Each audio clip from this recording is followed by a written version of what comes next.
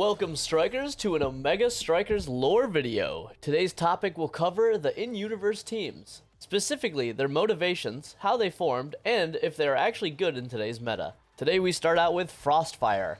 Frostfire consists of Juliet, Dubu, and Estelle. Estelle used to be a Core Strike champ, but unfortunately her teammates are unknown to us right now. She quit the league after she was beat by Team Ember Marks, but rejoined because she still felt the fire of competition. Juliet and Dubu are fiery up-and-comers who were scouted from amateur games. Juliet specifically always had the dream of playing with Estelle, while Dubu is just along for the ride and down to do whatever Juliet does. The team formed because a scouter with connections to Estelle picked up Juliet and Dubu and was able to convince them to team together. Their team is very balanced in the current meta, consisting of a trained goalie in Dubu, a brawler forward with Juliet, and Estelle taking a forward sniper position. Traditionally, Estelle's role is also known as a midfielder. Their team is as vanilla as it gets, but it's pretty solid to get the job done. A little bonus lore, in the animation by Studio Trigger, the story depicts them as starting at the bottom and beating every team in the tournament up to Ember Monarchs and then dethroning them. So anyways, Juliet is probably the most meta character at the moment. She is probably the best brawler. I think nobody would really argue with you on that point. Estelle is a really solid mid player, so with that dichotomy of her being able to pass to Juliet and snipe through and stun with her primary, it's actually a very strong combo. And Dubu in the meta right now is also really solid. So this team overall, it's probably the most or one of the most powerful meta teams that is in the canonical lore and can be played right now. Next up, we have Maelstrom, which consists of Atlas, Drek'ar, and Rune. The team seems like the most random assortment of members, as Atlas put them together in order to have a test environment for his inventions. But in reality, Drek'ar being an alien with advanced tech, interested Atlas, and I speculate that Rune's connection to Obscura probably caught Atlas's eye, as Atlas is testing how to warp time and space, and Rune can skip through dimensions with Obscura. Obscura, by the way, if you didn't watch my other video, is another realm that has dark and primeval horrors within that can be accessed with dark summoning rituals. Speaking of Obscura and Rune, his motivations are the most complex of all the strikers. He's carrying out orders from an Obscura demon who is holding his friend hostage and possesses his body. Those orders are to win a Core Strike game for a reason that we don't know about, and the reward in return is his friend. But it's the cost of Rune's very essence, and Rune will eventually be taken over and possessed by the demon. In contrast, Drek'ar's intentions are probably the most simple of anybody's. He simply enjoys Earth's culture, and he loves playing Core Strike, and all he'd known prior was being a galactic soldier. As for Atlas, all of this is just a testbed for all his inventions to try and save his parents. Maelstrom's team comp is actually pretty good because Atlas is a really hardy trained goalie, just like Dubu, but with the added ability to heal or save your teammates.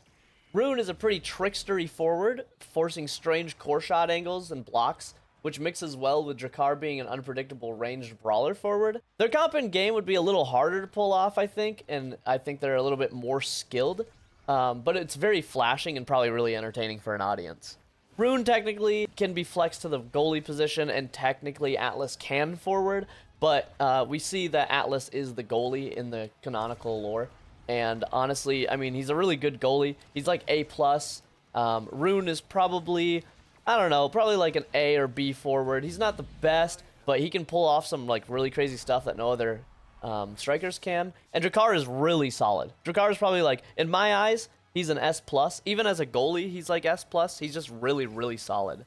So altogether, they're pretty up there, I would say, in terms of canonical teams. I would say that they're very, very powerful. Then you have Team SSR, which I looked all over the place. I'm sorry, I cannot figure out what the SSR stands for. So, unfortunately, it's just Team SSR. They consist of Luna, Juno, and Asher. Luna, like her older brother Atlas, uses the Core Strike games to test her rocket designs, while also introducing Juno to the human world. Juno is similar in respect to Dubu, in the sense that she is happy to do whatever Luna does, but also uses the games to further understand humanity.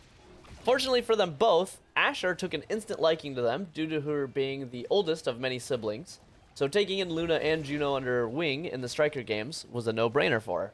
SSR formed because Asher needed a team to pay off her debts, and spotted the duo Luna and Juno in the Amateur League. Needing a third and a goalie, Asher was an instant fit. Not to mention, nobody else wanted to play with a couple of kids. In the current day's meta, SSR is somewhat of an anomaly, as most Lunas you see are played from the goalie position with eject button, and Asher is primarily seen as a forward, even though she's a decent goalie. In the studio trigger animation, you can see that Luna and Juno are forwards while Asher's in the goal, meaning in canon that the team consists of 2 ranged and easily bullied forwards, with a strong melee wall defender. With this setup today, a standard team comp consisting of a brawler and a sniper forward with any goalie combo would probably stomp all over SSR. I think to make SSR viable, I would swap Luna with Asher. Then you could have a decent comp consisting of a snipe goalie with a sudden blitz potential in Luna, a mobile blobmancer who can create some tricky shot passes and plays an Asher forward as a good solid forward brawler with a good core stuffing potential. Now you have Ember Monarchs, consisting of Kai, Era, and X. Starting with X, we have a simple-ish striker history. X wanted to be just like his older brother. Due to their punk rocker style, X was bullied. Naturally, like any Giga Chad, X got buff and then beat up 6 bullies at one time, ending the entire issue of bullying. But with one issue comes another, and he was more of an outcast. People didn't really like him. So the only solution was to become a striker. And a good striker he was, because nobody ever wanted to square up 1v1 across the fields with X. In contrast, Era would be the complete opposite side of the coin as X. Era was also bullied, but for being a witch and using black magic, though her reasons for becoming a striker were out of love. Love for the poster boy of Core Strike, which is Kai. Kai treated her as a normal person and a friend during their time in amateur Core Strike, in matches with and against each other, which was the fertilizer to blossom her feelings towards him, and later she joined his pro super team to take down Estelle in the Pro League. Fun fact, Kai actually hand-selected her specifically. Kai was a prodigy. He was already in the pro leagues by the time he was 15, and he, like Estelle, had 2 or more unknown teammates that all fell to the champion Estelle time and time again. Kai wanted to build a legacy and surpass his father's fame and gain his blessing as a Core Strike legend, and to do that, he needed a super team. Personally, requested Era, as I said earlier, knowing her supportive powers would make him way stronger. Then, combined with the addition of the already powerful X, who was recruited by the team manager, Kai knew that he could win.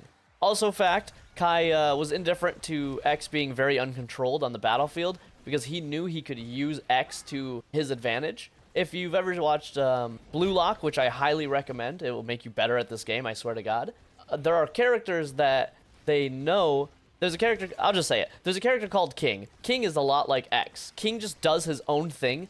Like, you pass on the core, he's never going to pass it back. Or he's gonna literally steal the core from his teammates. This guy is just a straight egoist. And Kai is so good that he's able to use X, who is just like King in the show, to his advantage. Just like characters in the show use King later on. Anyways, he saw no issues being able to control X to make him into a decent teammate.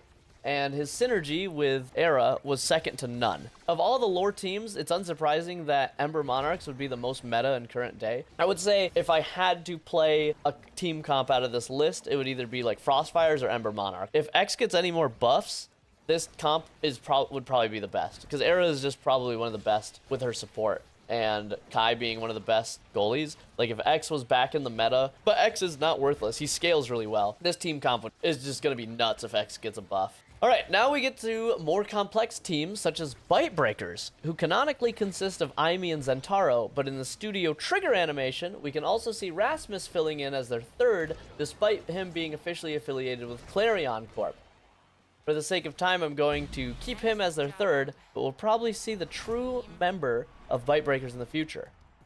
Is what my script originally said, but I waited so long to get this script out, and this video is so outdated now that we have the actual third that released yesterday as of recording this video, which is Finny. I have a cool trichotomy scripted about how Rasmus is the most inhuman person on the team, and that's how, and it's so ironic because Zentaro is half human, half demon, and Aimee is an app come to life. But no, their teammate had to come out. Of all the thirds to come out, it had to be this team's. Oh man. Anyways. Typical for such a confusing team comes confusing backgrounds. Aimee is an open AI, turned sentient due to Omega exposure. Zentaro is a human-demon hybrid, and despite her looks, Finny is actually just a normal human. Aimee joined the games to prove to the world that she is independent and worthy of individual rights. Zentaro was convinced by Aimee to play Core Strike with her as a way to earn money to move his grandparents to Otten City. Finny, on the other hand, has all the money she could possibly want as her parents give her everything. And like Kai, she's just trying to impress her family and trying to prove to the world that she deserves a spotlight. By the way, this all further pushes my theory in the other video that this is a dystopian future and you're either rich or you're poor. Go watch that video if you haven't seen it. The dark lore of Omega Strikers. Anyways, Aimee and Zentaro make a strong pair as both were shunned by their communities and find common ground with each other. Finny, on the other hand, loves toying with Aimee because Aimee gets really frustrated from all the tricks, but she found a friend in Zentaro. They formed a trio when Finny found Zen and Aimee and asked them to join up. It helped that they were all around the same age group. Finny didn't want to join up with a bunch of adults. Aimee agreed to the 1v1 to prove Finny's skill. Sure enough, Finny used tricks to beat Aimee, who coped the entire time that it was all luck and no skill that won her the day. So, Finny was accepted as the third. So now we talk about their team comp, which is a bit more standard now that it's not Rasimus on the team. Finny is still quite new, but I've experimented around with her as goalie. And like Aimee, I think there's a solid place for her here as a flex. Realistically, though, I believe their team comp is actually Aimee goalie, Zentaro, and Finny forward. I think this is why Finny and Aimee 1v1. I think it was because, like, Finny was trying to score past Aimee, and Aimee can score from goalie position, so just a little headcanon, but I think that's why. Overall, their team is pretty fragile and would have to rely on their good range and tricky skills. Zentaro is one of the most mobile melees, and Aimee and Finny have amazing range. So in the right hands, this team comp would actually be really hard to deal with if they kept navigating the core around the enemy. Honestly, I think Team Ember Monarchs and Team Frostfire would destroy Bite Breakers. But again, as long as if you had the Bite Breakers comp and you stuck to your strengths, which is like really good range, really good mobility, you could easily win a lot of games like this. It would come down to skill, I think, at the end of the day. Lastly, we come to Team Demon Drive, consisting only of the two sisters Octavia and Vice. Both Octavia and Vice got into music, though Octavia got into EDM and perfecting her sound, while Octavia got into rock and metal and plays fast and loose. Initially, they were in the same band, but split ways due to this conflicting interest of genre. Eventually, though, after a very bad fight at a concert where Vice was pathetically side-opening for Octavia, they decided to patch things up by playing together in the Core Strike games and finding their synergy again on the field of play. I got two fun facts for you here. I say it was pathetic that Vice was side-opening because it was literally a stage that wasn't the main stage on the side. Think of like a big like music fest where they have like the huge main stage and then these like amateur bands on like the side stages. She literally was on a side stage. Second fun fact, Octavia and Vice are actually twins, and technically Octavia came out first, making her older, but Vice is always considered the older sister due to her nature. Their third striker is unknown and might take up the goalie position, even though Vice can take up goalie. Overall, the concept of the two forwards together is good, I'd say, although Octavia is like really bad.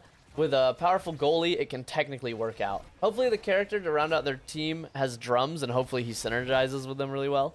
In my opinion, Octavia would benefit greatly from having a support goalie buffing her, and she would be, like, pretty oppressive. As far as Demon Drive goes in the lore, their team comp's pretty fucking bad. This concludes the canonical teams of Omega Strikers. Who's your favorite team? If you could pick and choose, who would be your super team? Let me know down below. Break that thumb and alter your core into your own goal. I'll see you in the next video, Strikers. Peace.